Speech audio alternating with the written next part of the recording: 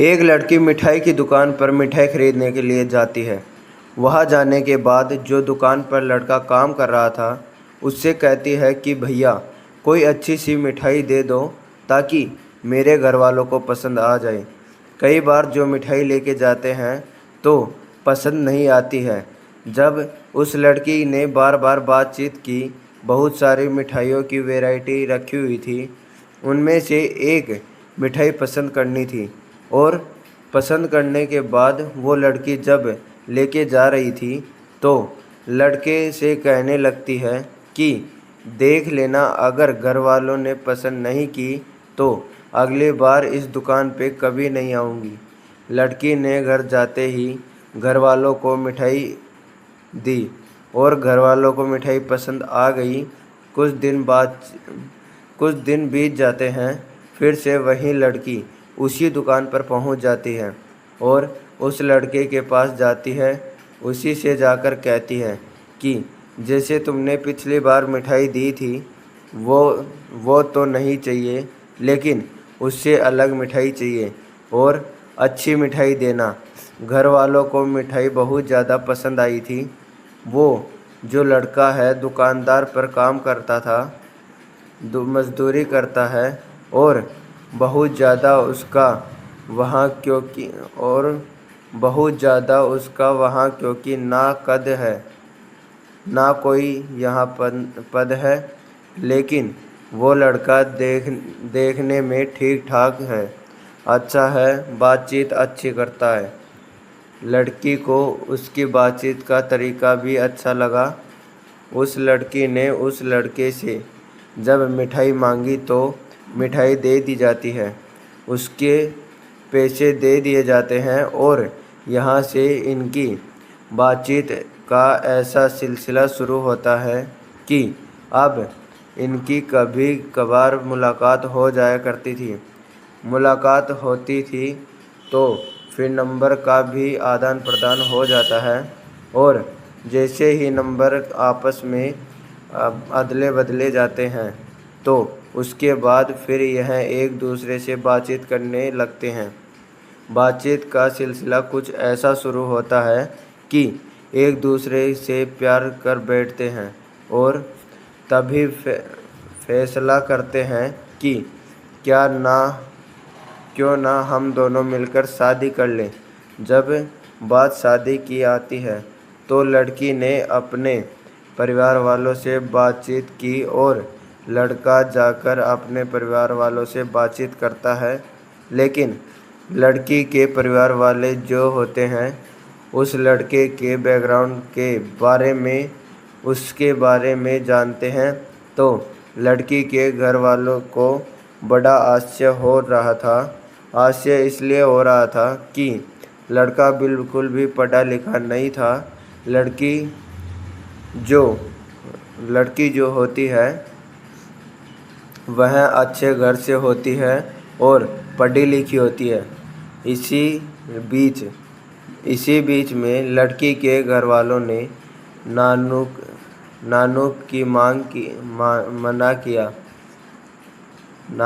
मना किया, लेकिन लड़की जिद पर अड़ जाती है। कहती है कि ज़िंदगी इसी के साथ जीनी है, इसी के साथ मरना है, सब कुछ इसी के साथ होना है, इसलिए शादी करूँगी तो इसी से ही करूँगी। जब लड़की ज़्यादा जिद पकड़ने लगती है तो आखिरकार दोनों लव मैरिज कर लेते हैं और लव मैरिज होने के बाद दोनों साथ रहना शुरू कर देते हैं। जब यह पहली बार मुलाकात कर रहे थे शादी के बाद, तभी उस लड़के ने एक संकल्प लिया। वो कहता है कि मैं पढ़ा लिखा तो बिल्कुल नहीं हूँ, लेकिन पढ़ाई की क्या अहमियत होती है किसी भी इंसान की ज़िंदगी में, इसलिए मैं समझ सकता हूँ। मैं चाहता हूँ कि तुम पढ़ लिख कर बड़ी अधिकारी बन जाओ। मैं भले ही चाहे कम पैसे कमाऊँ, लेकिन तुम्हें बहुत अच्छे से पढ़ाऊँगा लिखाऊँगा ताकि तुम ऑफिसर बन जाओ। वो उस लड़की से पूछने लगता है कि सबसे बड़ा पद कौन सा होता है। उसकी लड़की कहती है सबसे बड़ा पद तो कलेक्टर का होता है। तो वो लड़का कहता है कि तुम कलेक्टर ही बन जाना। अपनी उस पत्नी को वो लगातार मेहनत के साथ पढ़ाता रहा। पढ़ाने लिखाने में सब कुछ मेहनत कर रहा था, लेकिन एक दिन ऐसा आता है कि उस लड़के की मौत हो जाती है। उस लड़के की जब मौत होती है तो इस लड़की का रो रो कर बुरा हाल हो जाता है।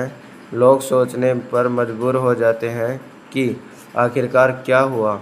शुरुआत में सब इसे हादसा मान रहे थे, लेकिन हादसा नहीं था, यह एक कत्ल था। पुलिस ने जब इस घटनाक्रम का खुलासा किया, अखबारों में जब यह खबर प्रकाशित होती है, लोगों को बिल्कुल भी यकीन नहीं हो रहा था। आखिरकार उस लड़के का कत्ल क्यों होता है, उसके पीछे की पूरी कहानी है। आज की इस कहानी के माध्यम से जानने और समझने की कोशिश करेंगे। Welcome to the my show. My name is Sumit Prajapati. Chhattisgarh प्रदेश का जिला रायपुर है और रायपुर से लगभग 40 किलोमीटर दूर एक थाना लगता है, खरोरा। और खरोरा थाना क्षेत्र का गांव है खरेरा। वार्ड नंबर 10 की यह बात है। 27 फरवरी 2026 की शाम लगभग 6 या 7 बजे के आसपास का वक्त हो रहा था। एक महिला जिसका नाम होता है रोशनी, उम्र जिसकी लगभग 25 साल के आसपास होती है, उसका पति जब काम करके घर वापस लौट कर आता है तो वह थोड़ा उदास था, परेशान था। पति ने पूछा कि तुम इतना परेशान क्यों हो, उदास क्यों हो, क्या बात है, मैं तुम्हारी क्या मदद कर सकता हूँ।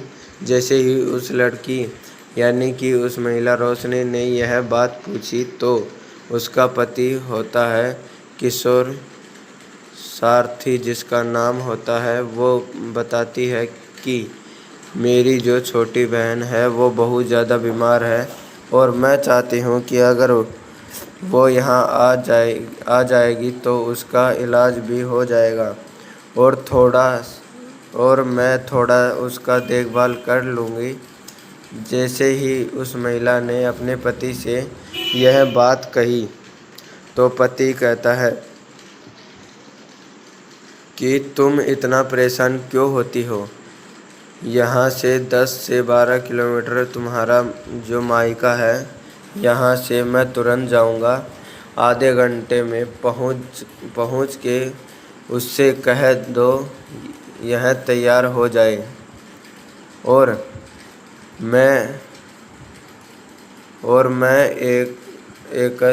एक घंटे में लौटकर वापस आ भी जाऊँगा। जैसे ही उसकी पत्नी ने यह बात सुनी, पत्नी एकदम से खुश हो जाती है। वो जो भी खाना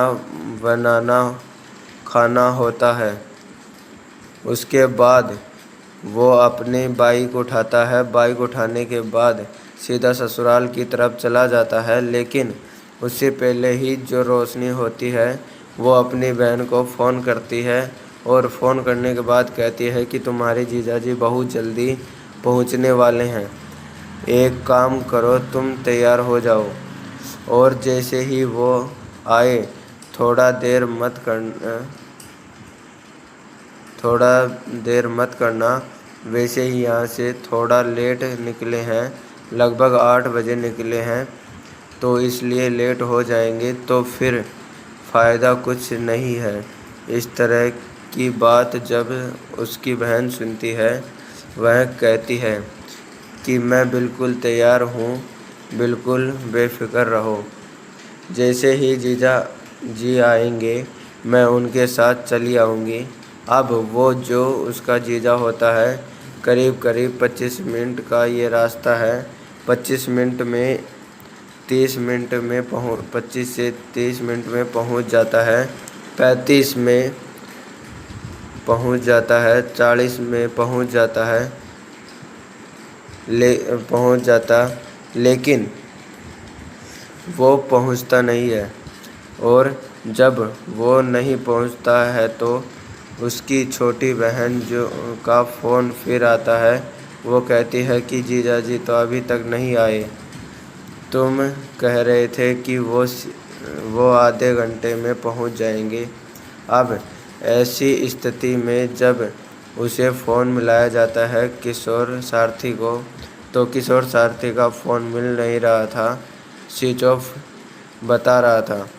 अब उसकी जो पत्नी होती है रोशनी, उसकी चिंता बढ़ जाती है, थोड़ी परेशान हो जाती है। तुरंत ही वो अपने ससुर के पास जाती है। ससुर के साथ साथ वो अपनी सास से भी कहती है कि देखो वो मायके गए हुए थे मेरे, लेकिन अभी तक ना वहाँ पहुँचे और ना ही उनका फ़ोन मिल रहा है। बिटिया में यानी कि गांव जो उसका मायका होता है उसका नाम बिटिया होता है। बिटिया में भी मैंने पूछ लिया, पता कर लिया, लेकिन उसका कुछ आता पता नहीं चल रहा है। एक बार देख तो लो कि वह कहाँ है, कहाँ नहीं है। जैसे ही ससुर ने यह बात सुनी, जैसे ही परिवार के अन्य सदस्यों ने यह बात सुनी, तुरंत ही वो उस बिटिया गांव की तरफ चल देते हैं। और आगे की कहानी देखने के लिए हमारे इस चैनल को लाइक और सब्सक्राइब